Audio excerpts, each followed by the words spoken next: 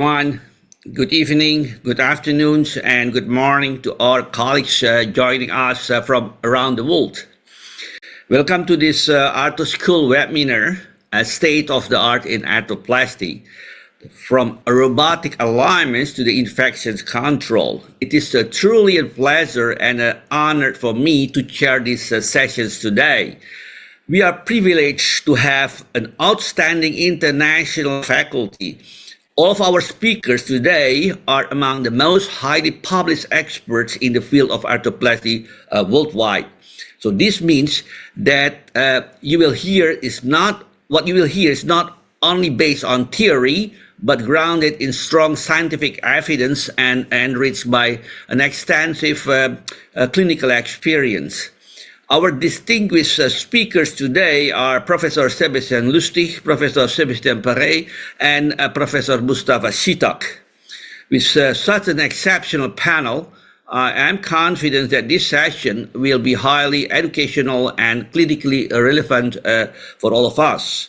So without further delay, let us begin our webinar. May I ask the video to introduce Professor Sebastien Lustig. Professor Sebastien Lustig from Lyon, France, will present robotic alignment in knee arthroplasty, mechanical, kinematic, and functional approaches.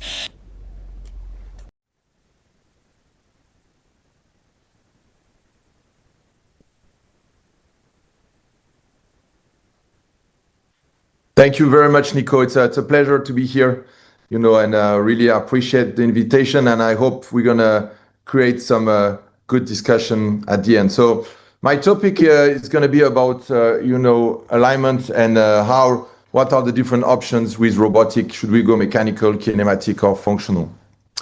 I think what we've been doing for, more than 3 or 4 decades is putting everyone in the same box with a very systematic approach. And Nico and Mustafa and Seb, as French, to me, it's like having a chef set menu. So every day, every lunch, every dinner, you eat the same. And even if I like steak and French fries, having that for every dinner, every lunch, maybe it's too much. So I think with alignment, it's the same. We move to something more personalized, we have more options, and I think it's probably the modern way to consider total knee replacement. And robotic is helping. And today we're not talking so much about alignment, we're talking about positioning, which is how we position the implant, not only in coronal, but also in sagittal and horizontal. So it's really a 3-dimensional way to consider how to put the implant. The reason for that is very simple. We all consider alignment, as coronal alignment. And we know it's very variable between varus, valgus, neutral alignments. So a lot of surgeons have been using the CPAC classification, but when you try to consider outcome and you see if when you replicate the CPAC and you have better outcome or not, most of the time it's not, obvious. And we understand that the CPAC, alone is not enough, to understand what we should be aiming for. The reason is, that actually it's much more complicated. And if you look at the bony anatomy, actually you have different types and you have different classification. This one is from this nice paper with Corey Calendine, Victor Krebs, and a lot of colleagues from US working on CT. You can see more than, dozens of different phenotype just on the bone. And it can be even more complex. And this paper we did together with Michael Leishman and Heiko Gretchen, you could see that actually there is even more variability. And every compartment of the knee seems to be independent from the other one. So if you consider posterior femur, distal femur, proximal tibia, they're not correlated.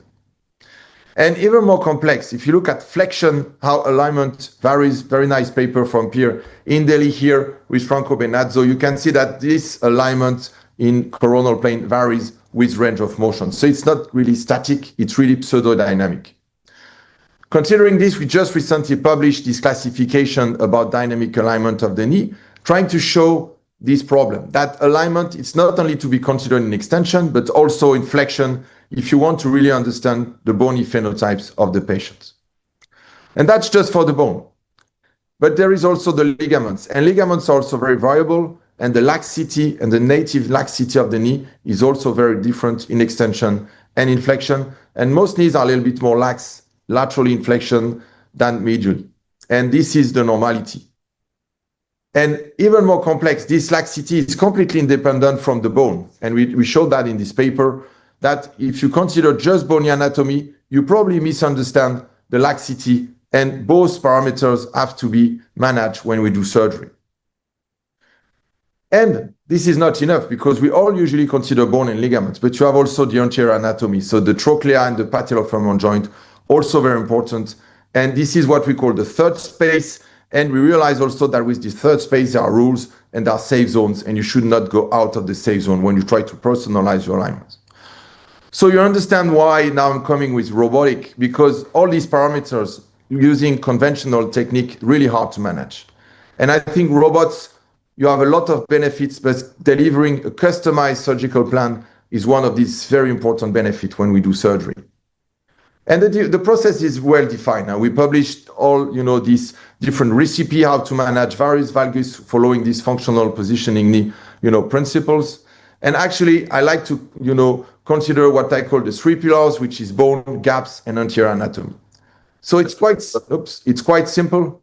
You have usually a pre-op imaging, just like here, and you have the native gaps. And then by just adjusting the cuts, not only in horizontal or in coronal, but really in the three different dimensions, you can play with how you position your implant. You can decide to put a little bit more flexion in your femur, a little bit more rotation, just like here. And you can see me playing in all the different dimensions to try to get my gaps. And you can see I'm not trying to aim for equal gaps. I always like to keep a little bit more laxity in flexion and a little bit more laxity on the lateral gap inflection than on the medial gap, inflection. So this is my recipe for functional phenotype. And really, you need some smart tools to do that in an accurate way. And what you can replicate and you can deliver is this kind of, medial pivot pattern, when you can see that the knee is very stable medially and is naturally mobilized, moving laterally. And this is even more clear if you look at it from the top, just like here, and you can see how you can restore a medial pivot pattern with an unconstrained poly just by playing with the ligament and following functional phenotype principles. The aim is to have a stable knee, but also to have a very mobile knee. So you can reach excellent range of motion with very good stability, because you can really control all the parameters. Not easy to deliver if you don't have smart tools managing gaps and bone and also anterior anatomy. And I will show you why anterior anatomy is important. You can see me here using similar device you use for your robotic or navigation, and you can track the patella and you can, register the anterior offset dynamically. So you can see the starting point, and then you can decide if you want to resurface the patella, if you want to keep more bone, less bone, where you want to put the patella button, really to restore the perfect tracking of the patella, considering how you've been positioning your implant. So this is really the third, dimension, or the third, data you have to put in your equation if you want to, resolve the enigma of the knee. And we describe some safe zones. So we know that for this anterior offset, you should stay between 0 to 5 millimeter of the native anterior offset. And if you increase that by more, you have a risk to have stiffness and also anterior knee pain. So definitely not something you should be aiming for. And this is very important because, of course, for neutral or normal anatomy, it might not be so relevant. But even when you go to abnormal or deviant or aberrant anatomy, it's very important to also be able to consider all these different parameters.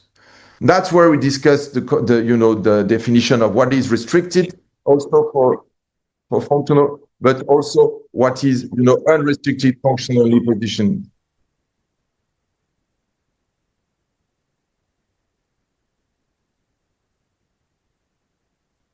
So this is an example of a very complex case where you see I've been able to follow the functional knee positioning principles and keeping some of the deformity, being able to find an easy solution to a pretty complex situation. So this is an easy way to manage also complex situation. And this is why I consider this as a menu à la carte, in comparison with the, one set menu where you can really choose what you like for each specific patient.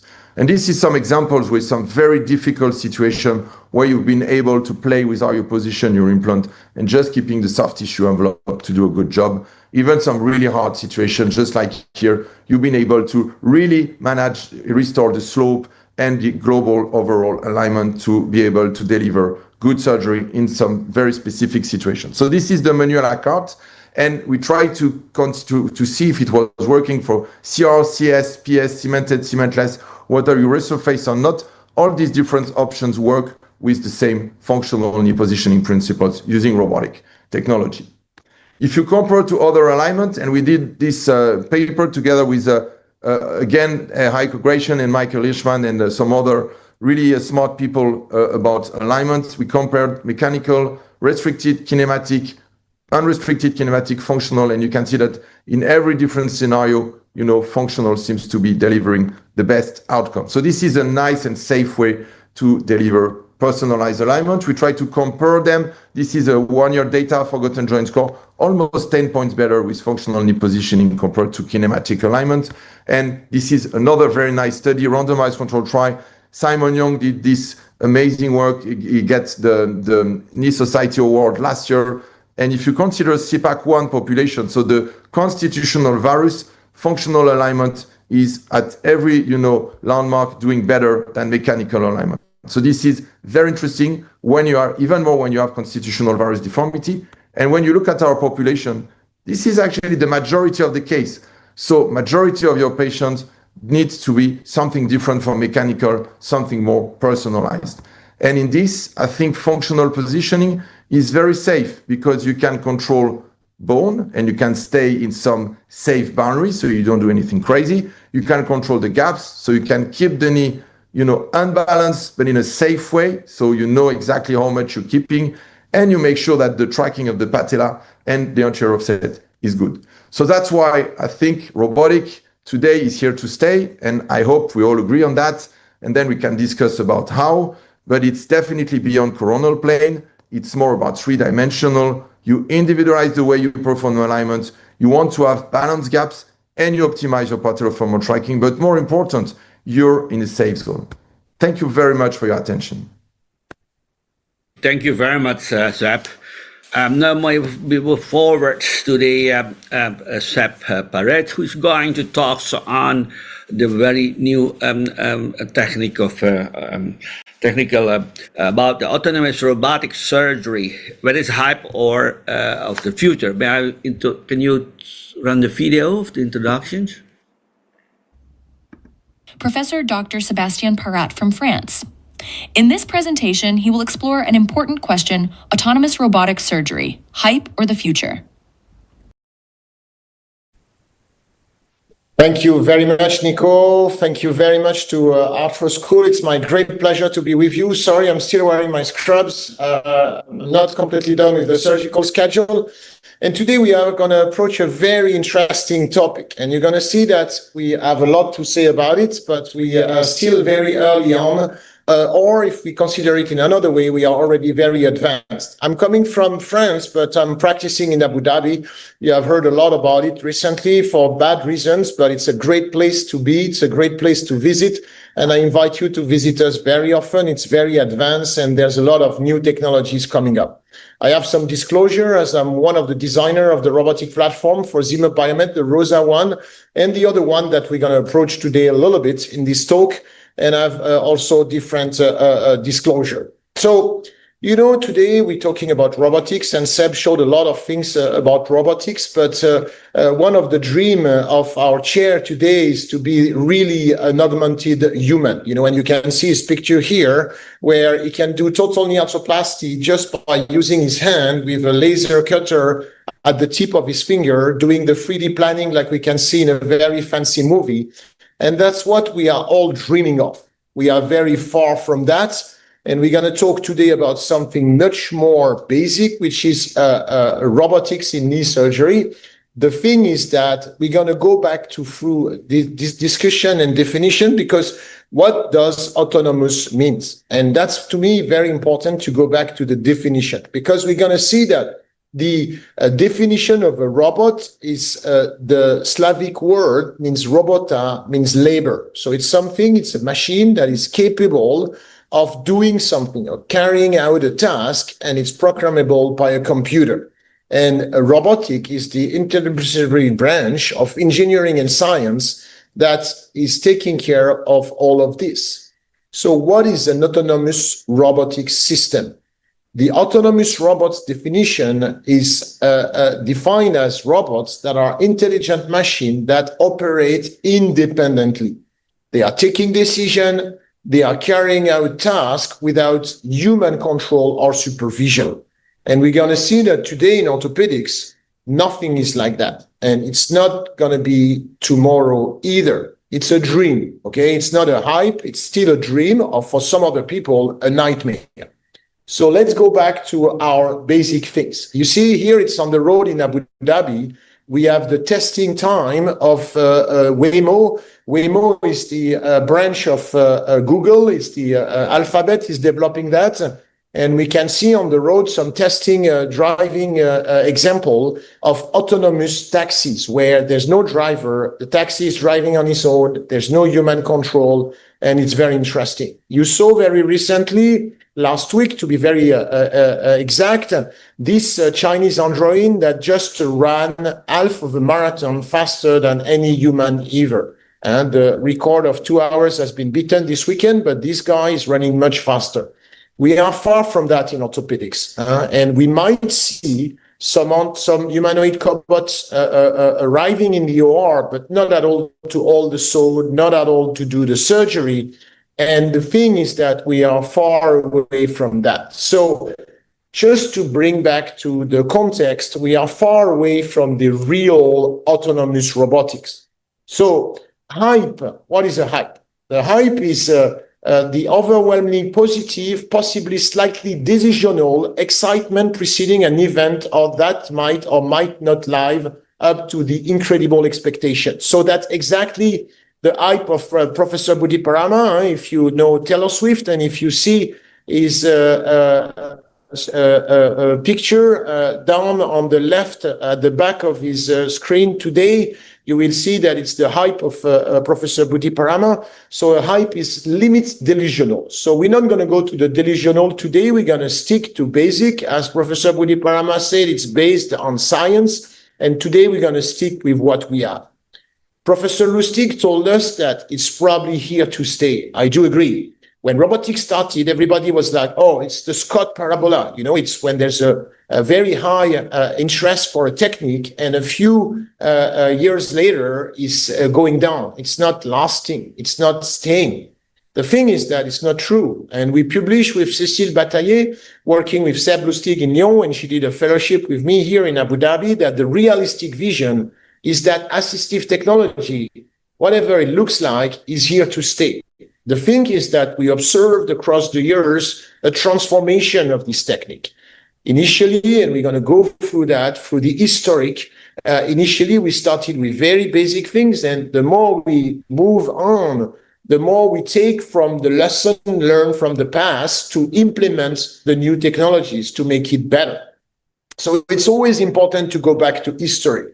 We have to bring back and to give back to Leonardo da Vinci the invention of the mechanical knight. It's the very early robot, and this was kind of moved by that. We all know Isaac Asimov, who had this kind of vision with the robots, and more realistically, the first robot in orthopedic was Robodoc. And you see that it's not yesterday, it's 1989, the first one tested in the lab, and in 1992, the first robot in the United States to operate a human patient.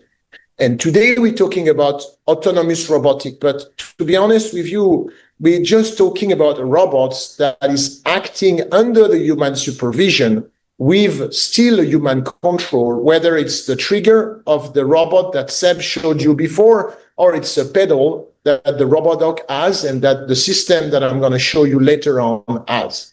So basically, we're talking mostly about active robotics versus passive robotics, where the robot, like in Rosa, is not doing much. We have the semi-active, like the robot that Seb showed you before, the Mako, where you still press the trigger and there's an haptic arm that is able to navigate. And the latest generation, you don't even have to press the trigger. It's still under human supervision, but you don't have to press the trigger. So you see that the early robot is this one, Robodot. It's 1989. Okay, I was 12 years old, and Seb as well. Can you imagine? So Professor Parama was 10. You know, I mean, we're talking about a long time ago, and so it's there. That's where we're coming from. And we took what we learned from the decade of computer-assisted surgery. The engineer transformed this original prototype into a really active robot that has been used widely, and particularly in Asia. And Professor Parama can talk about the experience in Taiwan. And this robot has been very, very popular in Korea as well, where a lot of publications have been done with this active system, which is basically the evolution of the ancestor. And we learned from that. And in 2006, you can see the picture of Martin Roche, my friend Martin Roche, very young on the left side of the screen here, doing one of the first Mako. And it was widely announced because it was brand new, and it was a robot that has been designed for surgery.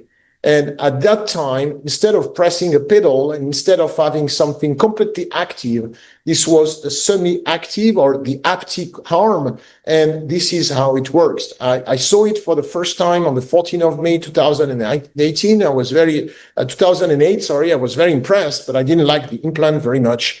And we know that since a few years, it's the rise of the machine. Everywhere you can see robots. We had the Rosa in 2019 in Abu Dhabi. Every auto company has a robot, and we're hearing about robot all the time. This is the discussion. And now, when you ask me, are we going to use autonomous robots tomorrow? I'm going to tell you, no, it's not going to be an autonomous robot. We're still going to be there. We're still going to do our job. Maybe differently, but we're still going to do a part of our job. So during this 2 decades of robotics, what did we learn? We learned that the robots have a good accuracy. The clinical benefits are sometimes hard to be confirmed. The survivorship, it's hard to show that there's a higher survivorship when you're using the robots. Surgical time is still a little bit longer. The rate of complication is still a little bit higher mostly because of the pins and the trackers. And this is related to the potential infection and the potential fractures. And the cost, wherever you are, is still higher, even if you can offset it by the number of cases that you do. But at the end of the day, it's still more expensive than a standard procedure. So where are we today when we're talking about autonomous robotics? Is it hype or is it the future? I think it's important to go back to where we are at today in the healthcare system. And it's not going to get better with the situation today due to the war in Iran and versus US and the cost of the oil. What we have today is a very simple equation. The patient, they want more, they want to do better, they want to do that faster and forever. That's what they want. The healthcare system, they want to spend less, they want to save cost. And in the middle, we are here, surgeons. We have always to do more for the patient with less from the healthcare system. So we have to become smarter. We have to become smarter. There's no other option.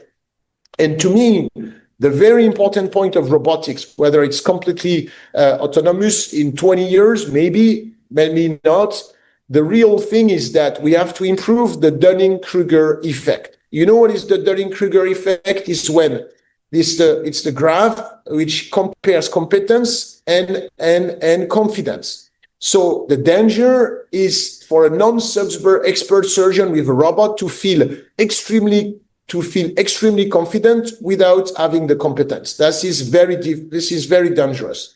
Usually the average person has a little bit of competence and moderate confidence. And what we want with what we use is to get a high confidence related to the high competence. So how can we bring everybody there? How can we use robotics smartly to bring everybody there? Because the trainees are younger, they don't have as much exposure of the surgical skills that they need to.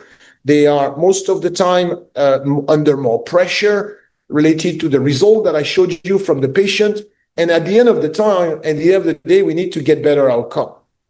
The second thing that is important to remember is that Seb showed us fantastic things about the target, the screen, the individual aspect of everybody.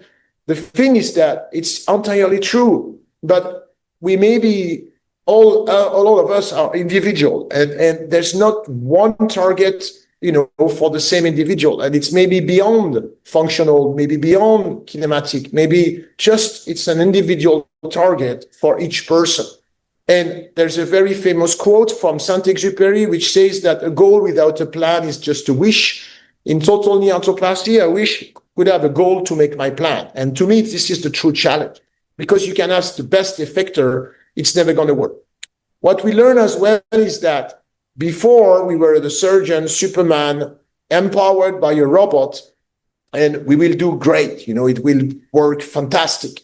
The reality is that we discovered that we have to track the patient journey. We have to use data to better understand what is going on before, what is going on before, after, and during the surgery, and link that to each other. And that's how robotic is going to help us. So you're going to ask me, Seb, you were supposed to talk about autonomous robotics. Autonomous robotics is not going to be there for at least 20 years. What we have to understand is the surgical equation.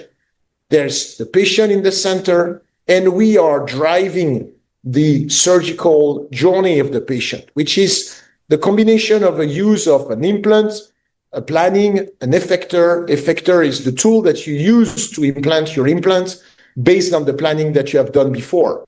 We used to do the planning on 2D X-rays, saying, hey, I think it's great like that. I feel it, using the implant that we ever used for the last 20 years, and using sometimes mechanical instrumentation or robotics. But the question is, how do we do better?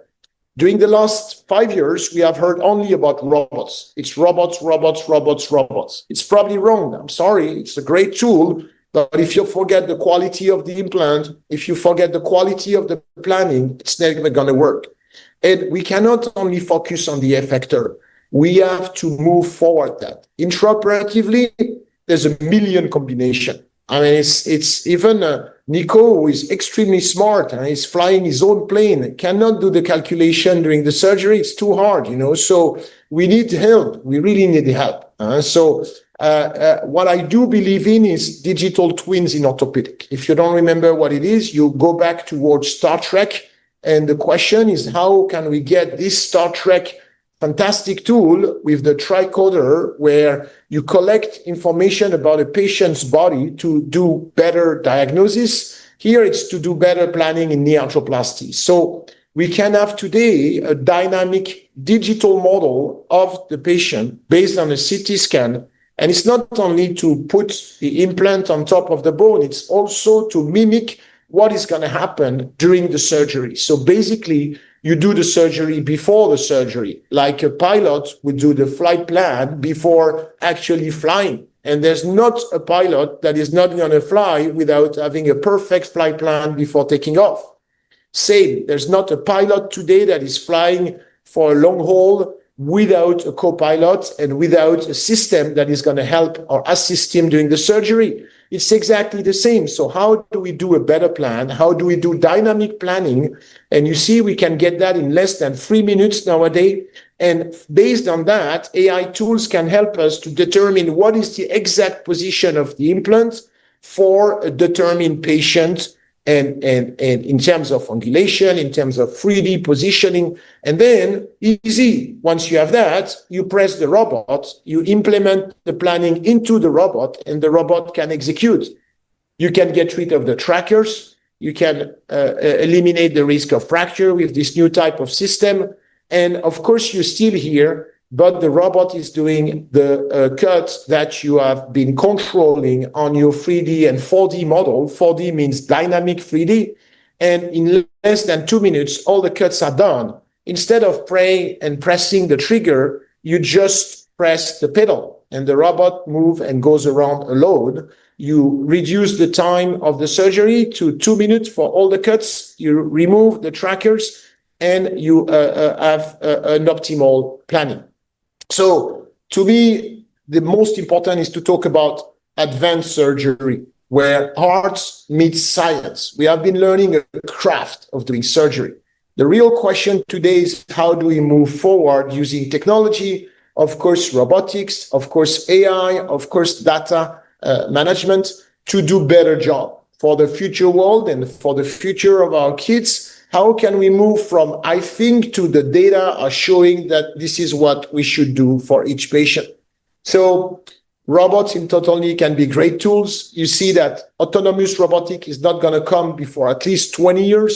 And we need something that empower us to be a smarter surgeon. It's the only way to resist against the pressure of the patient on one side and the pressure of the healthcare system on the other side.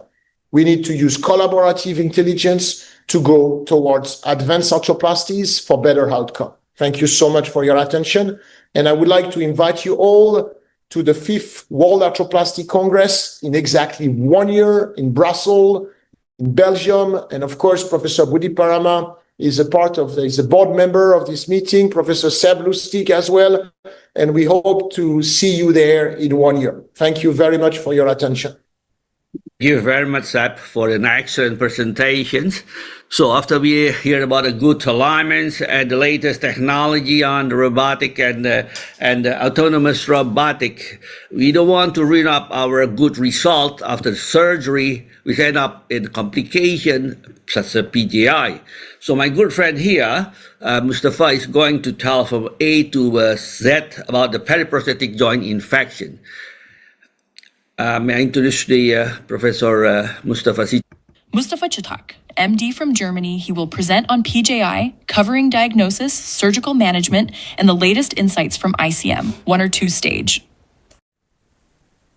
Thank you so much for ArthroSchool. Thank you so much, Nico. It's really good for the invitation. It's really great to see you, to Sebastien Lustig, and also to Sebastien Parratte. So we heard really 2 very, very good presentations regarding robotic surgery. But we have successful results in knees or hip replacement. But one of the biggest issues is also periprosthetic joint infection. This was editorial 2 years ago I have written. So we have on the one hand side, we have robotic assisted joint replacement, as we heard, but still we are fighting against periprosthetic joint infection. So we heard about the results. I think the total hip replacement, for example, is the operation of the century. But still, if you have a periprosthetic infection, I always call it the Achilles tendon of arthroplasty, because once we have a periprosthetic joint infection, it can be a really catastrophic complication. So why periprosthetic joint infection is a challenge? If you look in the literature, the numbers of PGIs and costs will be doubled by 2030. It's like 4 years later. The 5 years mortality, it's around about 22%. If you compare to some cancers, the mortality rate in periprosthetic joint infection is even higher compared to some cancers. So I think it's a very, very big challenge. And if you look in the recent publication published in JBJS, patients who underwent revision due to a periprosthetic joint infection had a 33% higher mortality rate, especially in the postoperative period. So the good friend of mine, Mohit Bhandari, wrote an article, A Call to Action. I think we have to think about how can we prevent, how can we better diagnose, and of course, how can we better treat this devastating complication. So this paper will be published. I think we have heard about technology.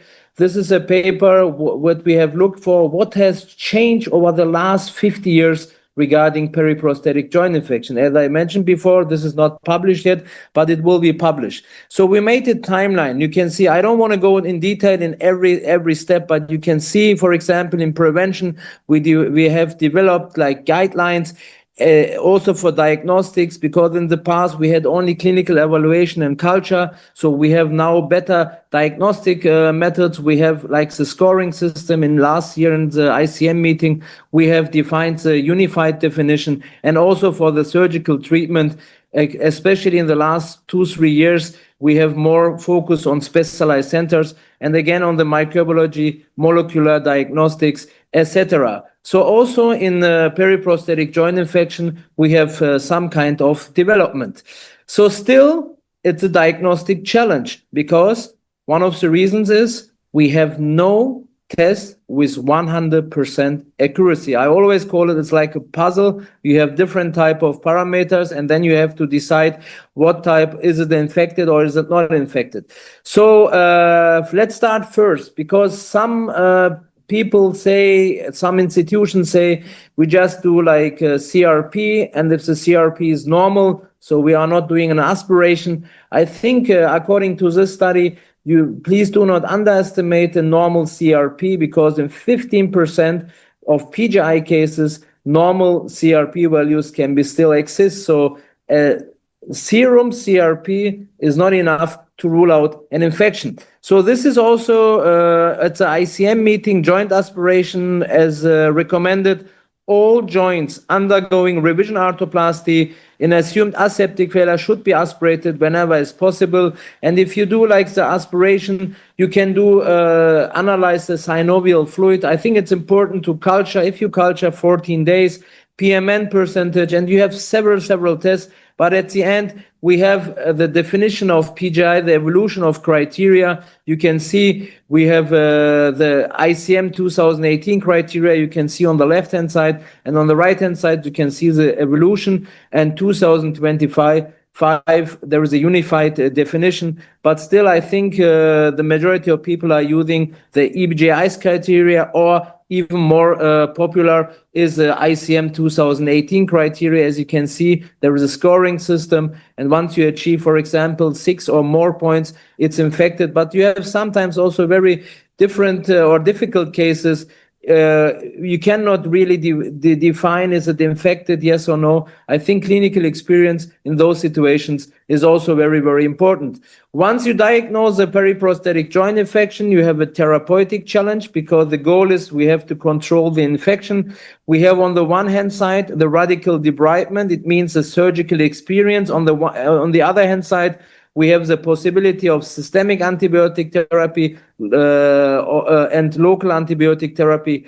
That's the reason why it's important to define a multidisciplinary team. And this is one of the important issues, I think, in the management of periprosthetic joint infection. You have to discuss these cases in a team, like microbiologists, ID specialists, of course, the surgeon itself, and of course, sometimes you need also the help from the radiological department.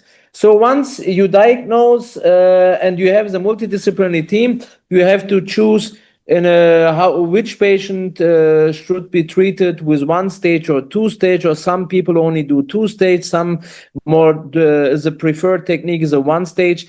We are talking about chronic PGI. I'm not talking about the acute infection because of the limited of time, but in chronic periprosthetic joint infection, I think the 2-stage exchange, we can still say it's a golden standard. But this is a very important article, I think, from a good friend of mine, Jay Parvizi, and he wrote, as I mentioned before, the 2-stage septic exchange is still the golden standard. But I think in the title you can see the expiration date is approaching. So I think more people and more institutions are doing the 1-stage septic exchange. And according to this orthopedic forum, I wrote a comment. So the question is, why shouldn't all chronic PGIs be managed with a 1-stage protocol? Because not every patient is suitable for the 1-stage septic exchange. So what do we have? What type of indications do we have? 1 versus 2-stage.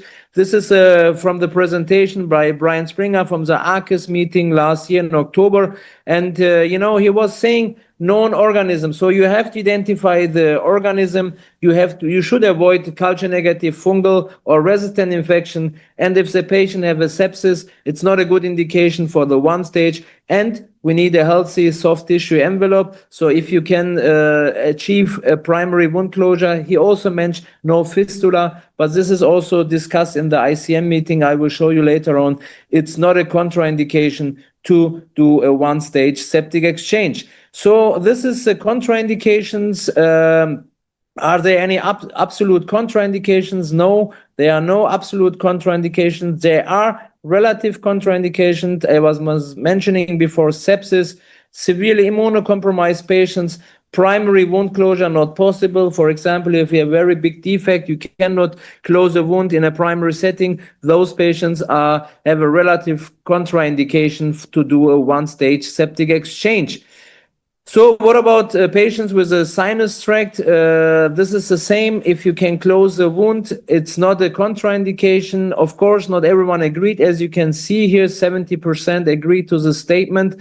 But still, there are institutions like Endoclinic, they do also in a fistula patient, the one-stage septic exchange. And with really good results, we have published this at the time of Endoclinic, and they have really comparable results compared to the two-stage septic exchange. This was one of my questions I have done at the ICM meeting, because this is really highly discussed. Culture negative PGI, should we do it with one stage or two stage, or can we do one stage in a culture negative infection?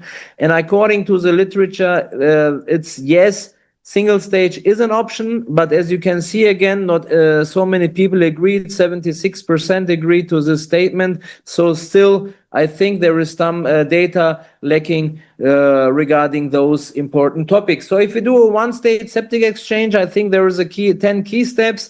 As like we heard from the robotic surgery, we have also in a septic case a preoperative planning. So we have to make the diagnosis correct. We have to identify which patient is suitable for this procedure. We can optimize the patient, multidisciplinary approach, as I was mentioning before. And intraoperatively, I think the surgical technique, especially the radical debridement, and of course the new intraoperative setup before you do the reimplantation, antibiotic-loaded bone cement. We know also there are some institutions, they are doing it with a cementless reconstruction. And I think it's important, the postoperative with systemic antibiotic therapy in those situations. And this is also highly discussed.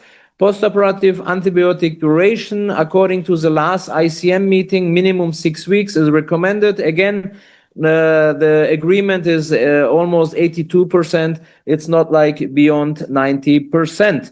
So what about new recommendations about the two-stage from the ICM? Of course, I cannot mention, due to the limited time, every recommendation from the ICM, but I think, again, 10 key steps. We have to find the correct diagnosis, etc., etc. I think we have first surgery. We have the same removal of implant, radical debridement. We can choose a selection of the spacer. There are different type of spacers.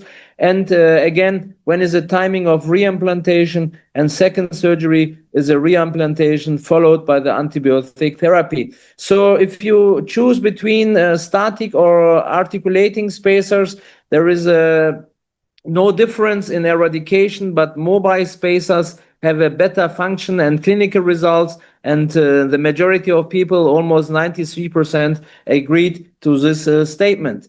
So this is, I think it's important. Do we have any metrics to determine the optimal timing for reimplantation? And it's written, or it's recommended, that serology alone or synovial tests are not so insufficient. Like you have to have also clinical signs and decreasing inflammatory parameters to help to determine the timing of reimplantation if you do a two-stage septic exchange. So what about the results? I think there are several results, but I think this is one of the new papers, and this is a very, very important article because it's a multi-center prospective randomized study. You can see several institutions and you can see the first year results, 98%. And this paper has been published recently. And you can see there is a significant difference between the one stage and two stage. 97% seems to me personally very, very high, because in 2 years eradication of rate of 97% is really high. But those are the results presented by the colleagues. And if you look at the INFORM trial, I think this is also an important article. We have a better outcome at 3 months. We have less intraoperative complication, and we have less costs. I think this is very important. I was mentioning at the beginning that the numbers and costs will be doubled. And I think if we were cost effective, it's also an important issue in current medicine. And this paper is another randomized controlled trial. It recommends an increased use of this choice. It means the one-stage septic exchange of intervention in appropriate patients. So we have some problems regarding the periprosthetic joint infection. On the one hand side, I showed on the first slide, the numbers of PGIs are increasing. We have a high mortality and we have high costs. How can we find the solution? I think specialized centers are important. You can see those article regional PGI centers and specialized centers, and the establishment of a specialized center for periprosthetic joint infection leads to lower mortality rates, better treatment outcomes, and reduced costs. And this is important for the healthcare system. So I'm coming to the end because due to the limited time, my take-home message is patients with a periprosthetic joint infection should be treated in specialized centers. I think this should be the main message. I'm not discussing about one stage, two stage. We have first two randomized trials. They say similar results, at least from the UK trial regarding eradication, but less intraoperative complications. But we have the current study showing significant better results with the one-stage septic exchange, but still the short-term results with 2 years. I think we need more data and we need more long-term data regarding this topic. But I think everyone agrees patients with a periprosthetic joint infection should be treated in specialized centers. I was mentioning again, this is a, I think, important paper. It will be published in JBJS American, shows development of the last 50 years from PGI, from prevention to diagnostic to surgical treatment and also microbiological findings. And I think once it's published, I recommend to read it. And this is also an important paper. This has been published already. This shows an overview about musculoskeletal infection, not only limited to periprosthetic joint infection. This has been published last year in JBJS American. And again, I would like to thank ArthroSchool. I would like to thank Nico for the invitation. And I'm really happy to discuss for the discussion part what we will start now. Thank you. Much, Mustafa. It's a very clear presentations. Now I will start with a question regarding the alignments. Most of you are operating in Europe, United States, and in Asia. So my question is that in patient with the moderate or severe constitutional varus or varus deformity, what should our goal to be restored the adaptive alignments or correcting toward the neutral, since you propose the personalized alignments? Is Sep here? Or we can start with you, Sep, SP. Yeah, Nico, it's a good question because, as you know, I learned surgery in Europe and in the US, and Western patients are much more aligned, with not as much as deformity as in Asia. And in Asia, I kind of relearned to do surgery. And I think that it's a matter of compromise, preserving the ligament balance, removing the osteophyte, avoiding the releases in the sense of you have to avoid to do the pike crust because you're actually not releasing, you're destroying the ligaments. So the goal is within the envelope of more deformed knee, like for the Asian patient, you have to respect the patient anatomy and adapt the bone cut to make sure that your implant is matching with the patient anatomy. So I do tolerate some residual deformity, and we observe with more than 5 years that there's absolutely no drastic or dramatic consequences about doing that. It's actually very safe with good functional result and good survivorship. Thank you very much. Is Sep Lustig already here or not yet? Because the reason I asked, there's a good paper just published from Japan by Ken Osaki. He looked at the post-lateral laxity that with the larger changes in arithmetic HKA compared to that smaller one, right? Maybe you have read it in CPAC type 1, but the worst, you thought it would be the worst PROM, but it was not proven. So the rationale for the understanding under corrections or maintain of constitutional chordal alignment in restricted kinematic or adjusted kinematic, would you think that is remain controversial by saying that? What is your thought on that? I think the most important is the restoration of the joint line obliquity, because for this patient, if you completely modify the joint line obliquity, by definition, you're going to modify the ligament tension, because you're going to modify the distance between each of the ligament. For Asian patient, two things are crucial. First thing is to be able to have no varus thrust during the gait, and we see very well that in extension during the heel strike phase of the gait, that Asian patient tend to have a very big bowing and a very big varus thrust. So you have to make sure that you don't do that for your total knee, because otherwise it's a recipe for a failure very quickly. And the second thing is that Asian patients have a very high requirement for deep knee bending, whether it's in Japan, in Indonesia, in the Middle East. And if you tighten too much your lateral compartment, they can't bend, they can't kneel, and they're not able to do that. So I do think that in flexion, you have to respect some laxity laterally. We can debate for hours how much. Seb, you can take over on that, because you have been working a lot on that as well, on the functional alignment as well. I think there's two ways to arrive there, whether through the bone or through the ligament, but the goal at the end is the same: very stable in extension, some more flexion laterally in flexion. Fair enough. Thank you so much. Seb, SL? Yeah. No, I think Seb is absolutely right, as always. And the medial stability, I think, I'm not joking. I think you made some excellent points.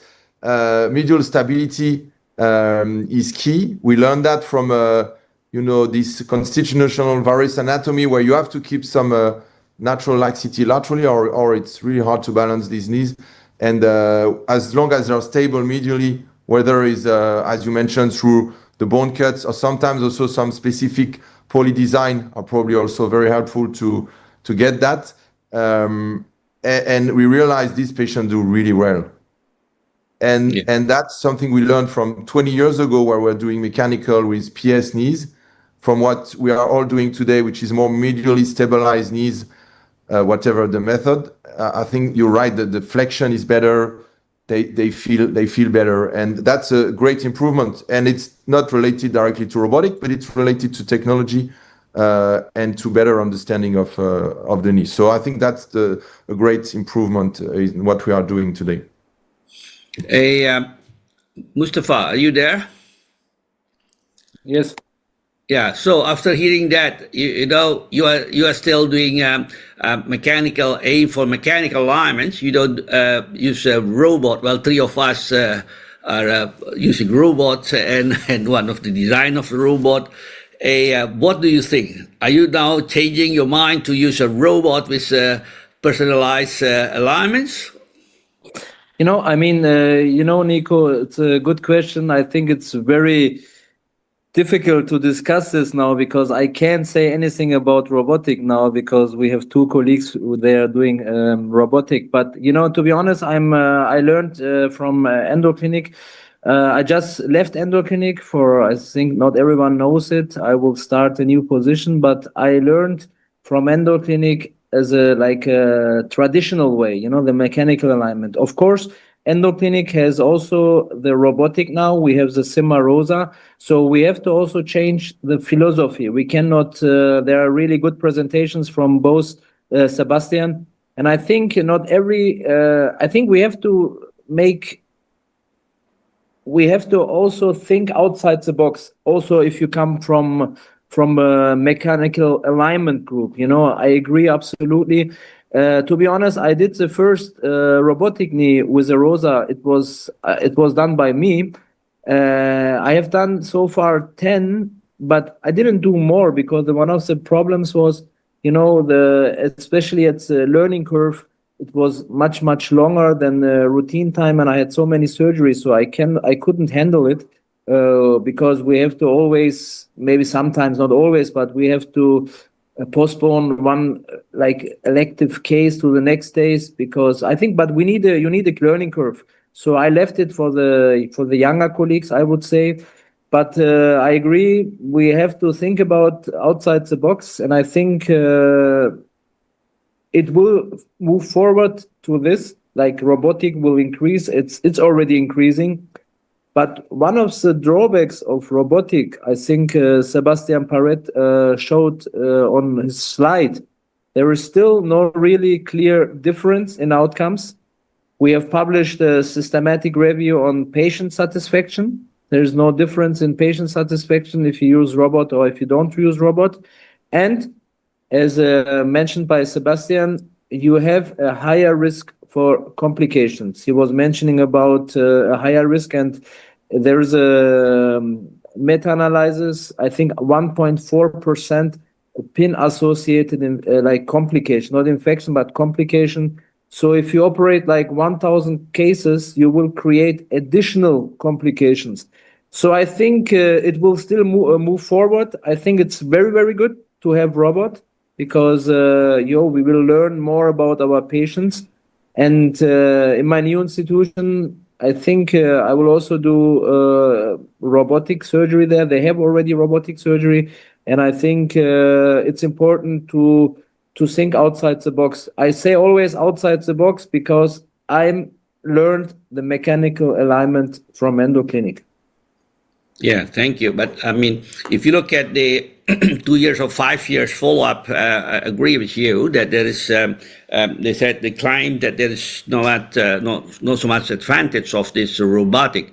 But very honest, nowadays, my patient, when I use with robotic personal alignments, I don't know, maybe Seb going to input it, that they can walk now with crutches in the first day, and they don't use crutches anymore at 3 days, which is in the past I can't do it, and they reach about 90 degree and flexions in 2 days time. So that is the benefit, I think, a short-term benefit. What is your experience, both Seb?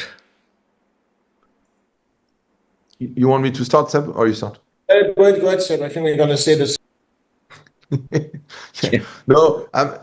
So Nico, it's a very good point, and I think again that's probably a combination of better understanding of the target and having now the tool to reach the target. So we give the credit to the robotic, but maybe when it was navigation, we were not aiming for the right target. So that's maybe one of the reasons we haven't been successful by that time.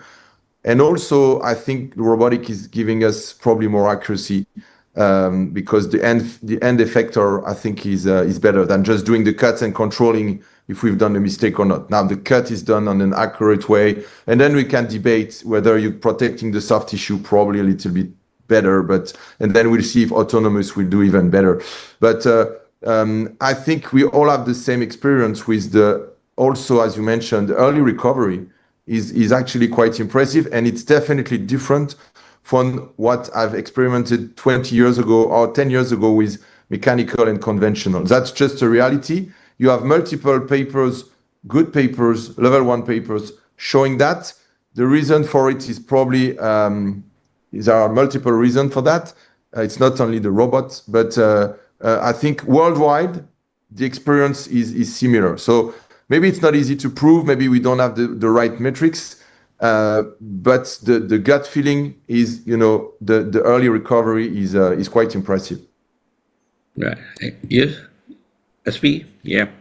Agree with what has been said before. I think better accuracy, better consistency, which is allowing us to reach different targets, more anatomical targets where we respect the ligament of the patient and the anatomy of the patient much more than before. Plus the combination of what you said before, Seb, the use of the medial stabilized or the medial congruent type of implants, that gives a very good stability to the patient with the preservation of the PCL as well. And I think we do better the preservation of the PCL than what we did in the past, combined with this type of modern implants. I think that gives a good stability to the patient as well. And I would like to come back a little bit on what Mustafa was saying, is that it's true that with the actual system of robotic, the risk of fracture, and Seb published like that, there's a very nice paper of the HSS as well, is still there. The risk of infection is still there, but we don't know if it's related to the pin or if it's related to something else. But that's why I was trying to say that getting rid of the pin would be great. And with this type of more automatic robots or more active robots, we can really reduce the time of the surgery related to the cuts to 2 minutes. So this is something great, because it's basically the same as what Seb is doing now, very different from what I'm doing with Rosa, but it's pretty much the same as what you're doing, Nico, with the robot that you have, the red one. Seb has the yellow one, but you're still pressing the trigger. This new robot, you don't even press the trigger, you just press the pedal. So the movement of the robot is much faster. So the time spent is shorter. So we hope that is going to help to reduce the complication, as we were discussing before. Yeah, I'm correct. I hope that this, yes. Can I make one comment? I mean, Yes. I'm not against robotics, so don't misunderstand me wrong. But I think what is also important to have specialized centers, not only for periprosthetic joint infection. I think the surgeon volume or the hospital volume, because some people say, let's do some quick knee. This is not the way how you should go to the surgery. I think the surgeon experience, also without robotic, I think it's very, very important. I think the number of surgeries, in Germany, you have, for example, a minimum amount of surgeries. If you are not doing those cases, the hospital itself is not allowed to do arthroplasty cases. I think this makes sense.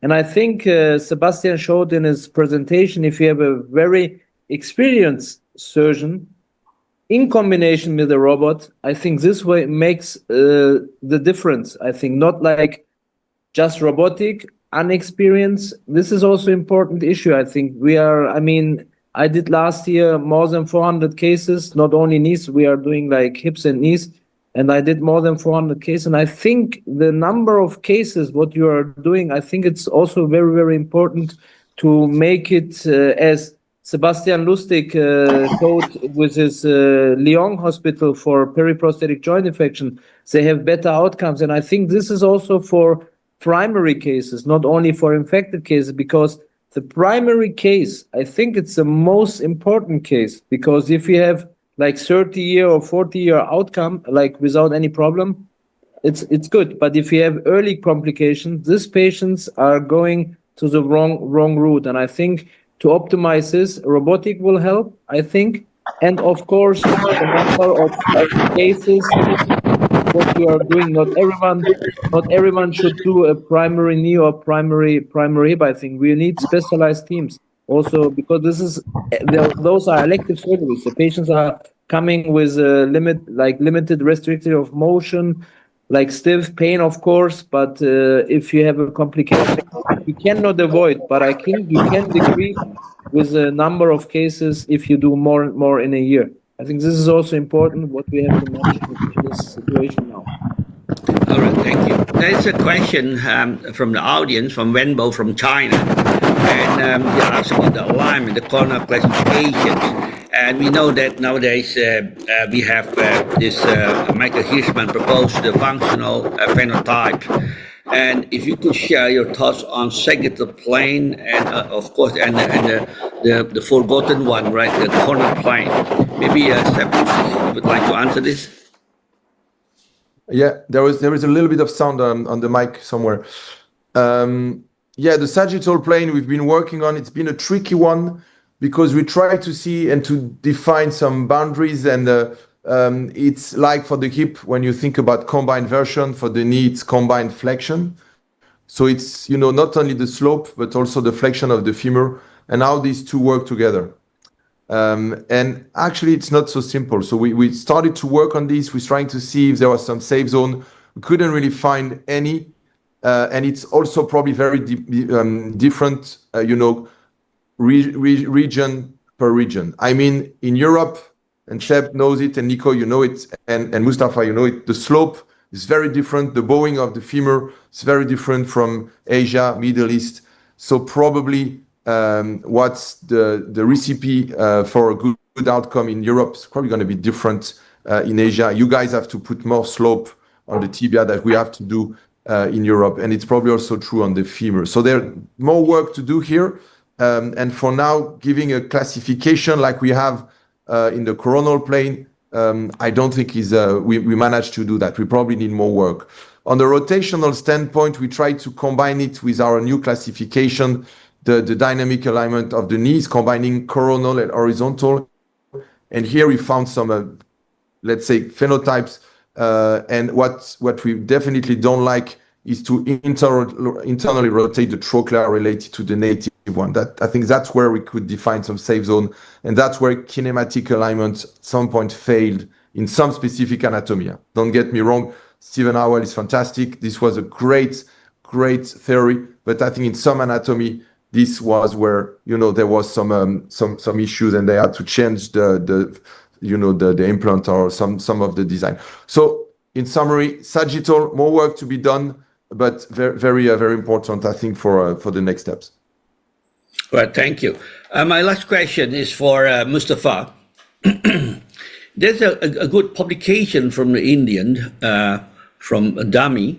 It said about the extended oral antibiotic prophylactic.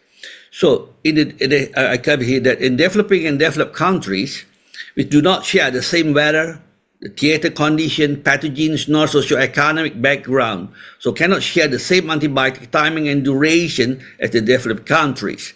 Well, you know that in the ICM 2025, there is no proven that extended oral antibiotic give an advantage. What do you think of this? I mean, to be honest, extended oral antibiotic therapy is, as you mentioned, is really so many times discussed, every time the same question.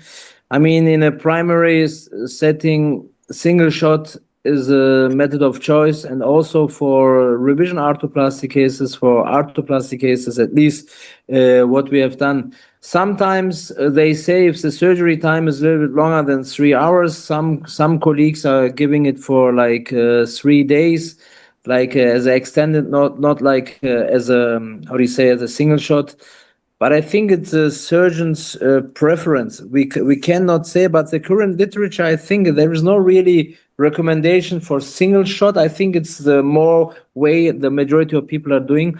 But I think if there's no really reason, and I think my personal thinking is you cannot decrease the risk of infection if you just give like 3 days longer, with antibiotics. I think this will not decrease the risk, and I think I'm on the side of single shots instead of extended antibiotic therapy, but there are some people, they are doing it. I know it. Some countries, they give in primary case like 2 weeks antibiotics because we have patients, but it doesn't make sense. This is what we have to be honest. And I think in a primary and aseptic revision, because that's the reason why you are doing preoperative diagnostic to rule out an infection.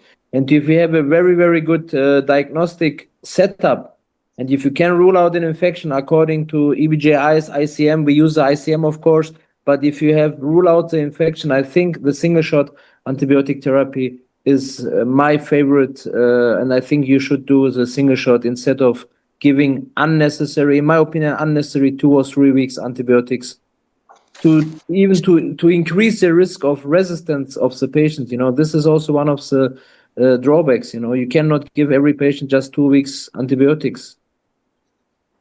All right, thank you very much because of the timing. I would like again to thank 3 of these the masters of arthroplasty in the world. And if there's I saw this allowed another 1,000 questions, so you can send it to this ArthroSchool, and then we're going to answer this. Once again, thank you very much for everyone and to join us here. Bye bye. Thank you. Bye bye. Thank you. Bye bye. Bye bye. Thank you.